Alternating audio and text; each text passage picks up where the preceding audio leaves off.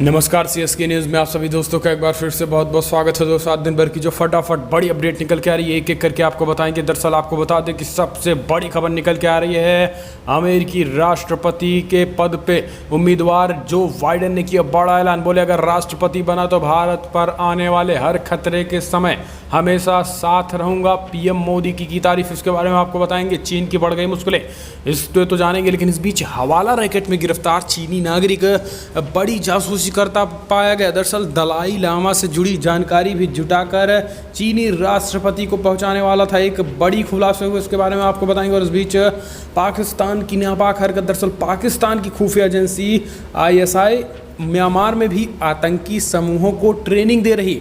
Rohingya को आतंकी बनाने की कोशिश की जा रही है। एक बहुत बड़ी अपडेट निकल के आ रही है, इसके बारे में आपको बताएंगे। और इस बीच दिल्ली हिंसा, दिसंबर में ही दंगों की साजिश रची गई थी, जनवरी में बांटे गए थे हथियार, इसके बारे में भी आपको जानना बेहद जरूरी है। तो वहीं इजराइल ने हमास के ठिकानों पर किए हैं हवाई हमले, जी हाँ, जानेंगे इसके बारे में भी। और इस बीच अमेरिका में पहली बार न्यूयॉर्क के टाइम्स स्क्वायर पर फहराया गया तिरंगा, गूंज उठे वंदे मातरम, जय हिंद के नारे। तो सब कुछ खबरें एक एक करके आपको जानना बेहद ज़रूरी है। जहां पर महेंद्र सिंह धोनी 2024 में लोकसभा का लड़ सकते हैं चुनाव, सुब्रमण्यम स्वामी ने किया ऐलान। तो सब कुछ एक एक करके जाने के लिए, लेकिन उससे पहले छोटा सा निवेदन, अगर आपने चैनल को अभी तक सब्सक्राइब नहीं की तो प्लीज़ सब्सक्राइब की लाल बटन दबाकर चैनल को सब्सक्राइब करें। और अगर आप भी मानते हैं कि प्रधानमंत्री मोदी के नेतृत्व में न केवल देश कोविड-19 को हराएगा बल्कि देश के दुश्मनों को भी मुंहतोड़ जवाब मिलेगा और एक मजबूत राष्ट्र, मजबूत नेता के हाथ में अगर आप भी मानते हैं तो इस वीडियो को दिल से लाइक करके अपना समर्थन दर्ज करें। दरअसल पहली जो बड़ी अपडेट निकल के आ रही है, अमेरिकी राष्ट्रपति पद के उम्मीदवार जो बाइडेन ने किया बड़ा ऐलान। बोले अगर राष्ट्रपति बना तो भारत पर आने वाले हर खतरे के समय हमेशा साथ रहूंगा। अमेरिकी चुनाव में डेमोक्रेटिक पार्टी के उम्मीदवार जो बाइडेन ने एक बड़ा ऐलान दिया है जिससे चीन की मुसीबतें बढ़ सकती हैं। अगर वो राष्ट्रपति बनते हैं तो उनका प्रशासन भारत पर आने वाले हर खतरे से मुकाबला करने के लिए नई दिल्ली के साथ खड़ा रहेगा। भारतीय मूल की कमला हैरिस को अपना रनिंग मेट बनाने वाले बाइडेन ने भारत और अमेरिका के बीच संघर्षों को और मजबूत बनाए जाने का आह्वान किया है। उन्होंने H-1 वीज़ा के खिलाफ एक्शन लेने के लिए ट्रंप की आलोचना की और वादा किया कि राष्ट्रपति बने तो भारतीय समुदायों पर भरोसा करते रहेंगे और करेंगे, H-1 वीज़ा में भी ढील देंगे। अमेरिका में 3 नवंबर को राष्ट्रपति चुनाव होने वाले हैं और 77 साल के जो बाइडेन वर्तमान राष्ट्रपति और रिपब्लिकन पार्टी के उम्मीदवार डोनाल्ड ट्रंप को चुनौती दे रहे हैं। बाइडेन ने भारत के साथ ऐतिहासिक परमाणु समझौते को भी स्वीकृति दिलाने के लिए जारी प्रयासों का नेतृत्व कर रहा है और इसी को देखते हुए उन्होंने कई बड़ी बात भारत को लेकर के उन्होंने कहा कि आज मैं उसने कहा कि भारत और अमेरिका नज़दीक मित्र और भागीदार बन गए हैं तो दुनिया के एक सुरक्षित स्थान बन जाएगी और ये चुनाव जीतने के बाद सबसे पहला कदम हमारा होगा। इस तरीके से भारत को लेकर उन्होंने बड़ी बातें कही हैं। ऐसे में आने वाले समय में चीन की मुसीबतें बढ़ सकती हैं। इसके साथ उन्होंने कहा है कि मैं अगर राष्ट्रपति बना तो मैं इस पर ज़रूर कहना चाहूँगा कि भारत पर उसी के इलाके और सीमा पर आने वाले खतरों के समय हमेशा साथ खड़ा रहूँगा। यानी चीन पर भी कहीं ना कहीं निशाना साधा है जो बाइडेन ने।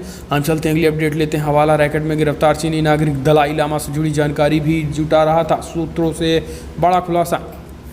हवाला रैकेट से जुड़े चीनी नागरिक को लेकर बड़ी जानकारी सामने आ रही है। जानकारी के अनुसार गिरफ्त में आए चीनी शख्स तिब्बती लामाओं को रिश्वत दे रहा था और उनसे दलाई लामा और उनके एसोसिएट्स की जानकारी जुटा रहा था। इनकम टैक्स विभाग ने सूत्रों के अनुसार दिल्ली के मजून के टीला इलाके के आसपास रहने वाले कई लोगों को 2 से 3 लाख रुपए दिए। इन लोगों को पहुंचाने की कोशिश की जा रही है। आपको बता दें कि दिल्ली में मंगलवार को इनकम टैक्स की छापेमारी के दौरान लुओ संग की गिरफ्तारी की गई थी, जो भारत में फर्जी तरीके से चार्ली पैंग के नाम से रह रहा था। लेकिन अब खुलासा होने के बाद कई खुलासे हो रहे हैं कि वो दलाई लामा की जानकारी जुड़ाकर तिब्बत को लेकर बहुत बड़े ऐलान करने वाले थे।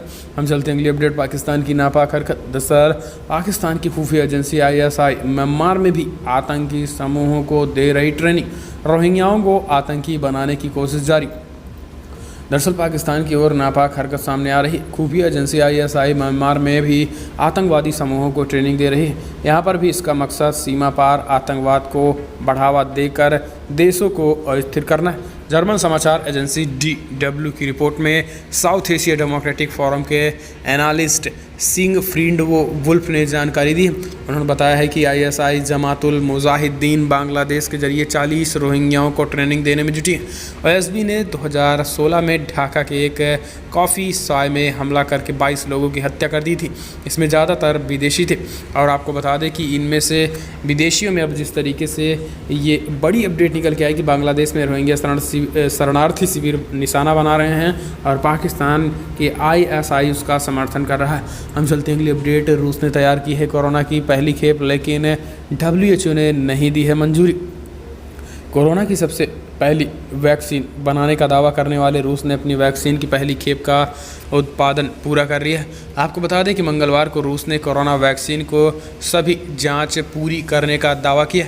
पुतिन के ऐलान के 4 दिन बाद ही रूस ने पहली खेप तैयार कर ली। हालांकि अमेरिका समेत कई देश का रूस की स्पुतनिक V नाम की वैक्सीन पर भरोसा नहीं कर सकते और सवाल खड़े कर रहे हैं। इसके अलावा विश्व स्वास्थ्य संगठन ने भी रूस की वैक्सीन को अभी तक मंजूरी नहीं दी है। दरअसल संगठन का कहना है कि रूस की वैक्सीन को अभी कड़े सुरक्षा जांच से गुजरने की ज़रूरत है। इधर रूस का कहना है कि गामलेया रिसर्च इंस्टीट्यूट की ओर से वैक्सीन को मंजूरी मिल गई और उत्पादन भी शुरू हो गया है। हम चलते हैं अगली अपडेट लेते हैं। आपको बता दें कि दिल्ली हिंसा दिसंबर में ही दंगों की रची गई थी साजिश, जनवरी में बांटे गए थे हथियार। उत्तरी पूर्वी दिल्ली में दंगों की साजिश पिछले साल दिसंबर में ही रची गई थी। पुलिस के अनुसार आम आदमी पार्टी से निलंबित पार्षद ताहिर हुसैन के नेतृत्व में पहले इलाके में डर फैलाया गया और फिर हथियार बांटे गए। दिसंबर 2019 से 2 जनवरी 2020 तक खजूरी और दयालपुर इलाके में हथियारों का प्रबंधन किया गया था। दिल्ली पुलिस ने कड़कड़डूमा स्थित अतिरिक्त सत्र न्यायाधीश विनोद यादव की अदालत के समक्ष दंगों से संबंधित मुकदमे की सुनवाई के दौरान ये खुलासा किए। दिल्ली पुलिस के अनुसार ताहिर हुसैन के मकान के बगल में भारत वाटिका नाम का क्वेट हॉल है। 25 फरवरी को यहाँ पर लड़की की बारात आने वाली थी। 1200 लोगों का खाना तैयार किया गया था, लेकिन ताहिर हुसैन ने इस बैंकेट हॉल और आसपास तबाही मचाने के लिए दंगाइयों को अपनी छत उपलब्ध कराई। इस बैंकेट हॉल को पूरी तरीके से तहस नहस कर दिया गया था, जो कि एक बड़ी अपडेट निकल के आई है। हम चलते हैं अगली बड़ी खबर लेते हैं। आपको बता दें जहाँ पर अमेरिका में पहली बार न्यूयॉर्क के टाइम्स स्क्वायर पर फहराया गया तिरंगा, गूंज उठा वंदे मातरम और जय हिंद के नारे। अमेरिका में पहली बार न्यूयॉर्क के प्रतिष्ठित टाइम्स स्क्वायर में भारत के 74वें स्वतंत्रता दिवस के अवसर पर शनिवार को तिरंगा फहराया गया। न्यूयॉर्क में भारत के महावाणिज्य दूत रणधीर जायसवाल ने भारतीय ध्वज फहराया है। ये विशेष कार्यक्रम अमेरिका में अग्रणी प्रवासी संगठन फेडरेशन ऑफ इंडियन एसोसिएशन द्वारा आयोजित किया गया था। समारोह को संबोधित करते हुए जायसवाल ने कहा है कि प्रधानमंत्री मोदी ने भारत के आगे बढ़ने और नए भारत के निर्माण की आकांक्षाओं को रेखांकित किया और उन आकांक्षाओं के आधार पर अपने देश को आगे ले जाने के लिए प्रतिबद्ध है। जायसवाल ने कहा है कि भारत के स्वतंत्रता दिवस का उत्सव इस खूबसूरत देश यानी अमेरिका के साथ दोस्ती का उत्सव। हम चलते हैं अगली अपडेट लेते हैं। धोनी अच्छे लीडर हैं, 2024 लोकसभा चुनाव भी लड़ना चाहिए, सुब्रमण्यम स्वामी का ऐलान। दरअसल भारतीय क्रिकेट टीम के पूर्व कप्तान महेंद्र सिंह धोनी ने शनिवार को अंतर्राष्ट्रीय क्रिकेट से संन्यास ले लिया। उन्होंने ये घोषणा अपने इंस्टाग्राम अकाउंट पर की है। उन्हें संन्यास लेने के बाद बीजेपी के राज्यसभा सांसद सुब्रमण्यम स्वामी ने उन्हें चुनाव लड़ने की सलाह दी। आपको बता दें कि एम एस धोनी अभी तक किसी भी राजनीतिक पार्टी का समर्थन नहीं किया है। बीजेपी नेता सुब्रमण्यम स्वामी ने रविवार को अपने ट्विटर अकाउंट पर एम एस धोनी को सलाह देते हुए एक ट्वीट किया। उन्होंने ट्विटर पर लिखा है कि एम एस धोनी क्रिकेट से रिटायर हो रहे हैं, लेकिन दूसरी किसी चीज़ से नहीं। चुनौतियों से लड़ने की उनकी प्रतिभा, एक टीम के नेतृत्व की जो क्षमता उनमें दिखाई देती है, उनको उनकी अब सार्वजनिक जीवन में भी ज़रूरत है।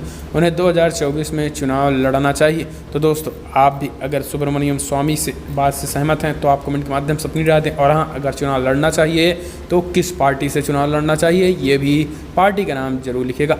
हम चलते हैं अगली अपडेट। ओवैसी ने फेसबुक की विश्वसनीयता पर ही खड़े कर दिए सवाल, बोले हो गया है बीजेपी से टाई अप। दरअसल अमेरिका में चुनाव होने वाले हैं। 2016 के चुनाव में सत्तारूढ़ पार्टी का पक्षपात करने का आरोप झेल चुके ट्विटर और फेसबुक नए नियम लेकर आए हैं, लेकिन भारत में भी फेसबुक के नियमों पर बहस शुरू हो गई है। भारत में कांग्रेस नेता दिग्विजय सिंह और AIMIM नेता असद ओवैसी ने फेसबुक की विश्वसनीयता पर ही सवाल खड़े कर दिए। असद ओवैसी ने अपने ट्वीट में लिखा है कि अलग अलग लोकतंत्रों में फेसबुक के अलग अलग मानक क्यों हैं, ये किस तरह का निष्पक्ष है। ये रिपोर्ट बीजेपी के लिए नुकसानदेह है।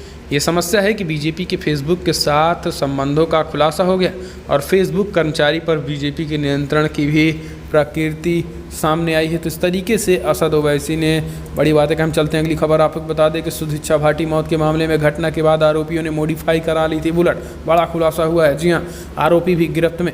दरअसल अमेरिका में पढ़ने वाली होनहार छात्रा सुदीक्षा भाटी की मौत के मामले में रविवार को पुलिस ने बड़ा खुलासा किया है। इस मामले में एसएसपी और डीएम ने प्रेस कॉन्फ्रेंस करके बताया है कि आरोपी दीपक सोलंकी और राजू ने घटना के बाद बुलेट की मॉडिफाई करवा दिया था। उन्होंने बताया है कि दूसरे दिन हंगामा बढ़ने के बाद आरोपी घबरा गए। पुलिस पूछताछ में दीपक ने कबूल किया कि उसने घटना के बाद बुलेट को मॉडिफाई कराई थी। एसएसपी के मुताबिक घटना के एक दिन बाद उन्होंने बुलेट को दूसरे रंग से रंगवा दिया था, जबकि इंडिकेटर, साइलेंसर, नंबर और प्लेट आदि बदलवा दी ताकि पुलिस गाड़ी की पहचान न कर पाए। हालांकि आपको बता दें कि इसको लेकर बड़ा खुलासा हो चुका है। हम चलते हैं अगली अपडेट लेते हैं। कांग्रेसी सरकार राम वनगमन रास्ते का करेगी उद्धार। प्रोजेक्ट में आधा दर्जन से ज़्यादा जिले में होंगे विकास। आपको बता दें कि ये बड़ी अपडेट छत्तीसगढ़ से निकल के आ रही है, जहां पर कांग्रेस शासित छत्तीसगढ़ राज्य सरकार की महत्वाकांक्षी राम वनगमन टूरिस्ट सर्किट योजना के विकास के लिए लोगों से योगदान के लिए एक समर्पित कोष बनाएगा।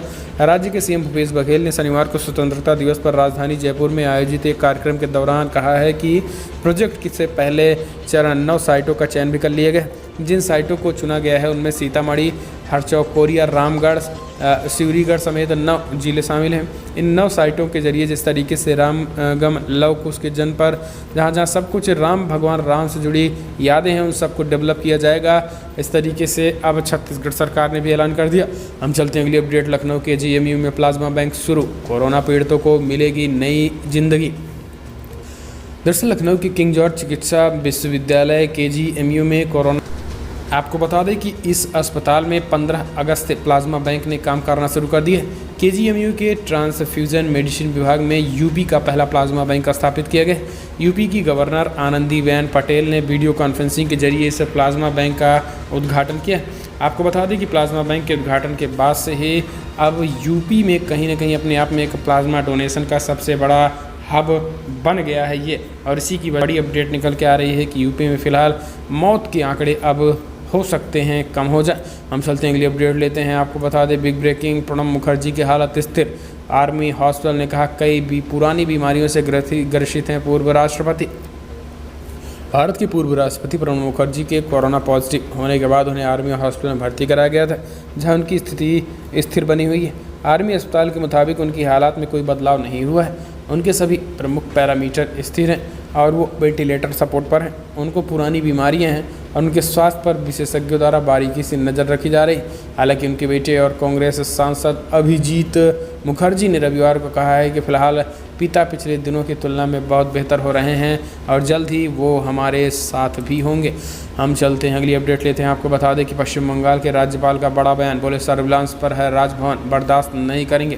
दरअसल पश्चिम बंगाल के राज्यपाल जगदीप धनखड़ ने सनसनीखेज आरोप लगाया है। उन्होंने कहा है कि कोलकाता में राजभवन की निगरानी की जा रही है। उन्होंने कहा है कि उन्हें भारी मन से कहना पड़ रहा है कि राजभवन सर्विलांस पर है। उन्होंने कहा है कि ऐसा कैसे हो सकता है।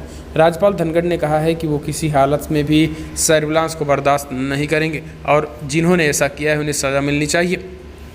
दरअसल जगदीप धनखड़ ने कहा है कि सर्विलांस से जुड़ी एक लिस्ट राजभवन ने तैयार की है जिसे उनके परमिशन के बाद जारी किया जा सकता है। उन्होंने कहा है कि इस मामले में उन्होंने एक गंभीर चुनाव जांच की शुरुआत कर दी है ताकि सच्चाई सामने आ सके। पश्चिम बंगाल के मुख्यमंत्री ममता बनर्जी सरकार हमारी जासूसी करवा रही है जो कि ठीक नहीं होगा, तो इस तरीके से धनखड़ ने ऐलान किया है।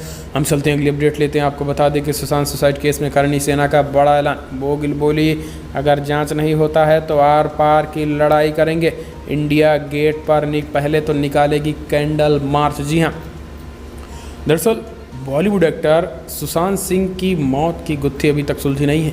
करणी सेना सुशांत के मामले में अब 16 अगस्त यानी आज शाम को कैंडल मार्च निकाल रही है।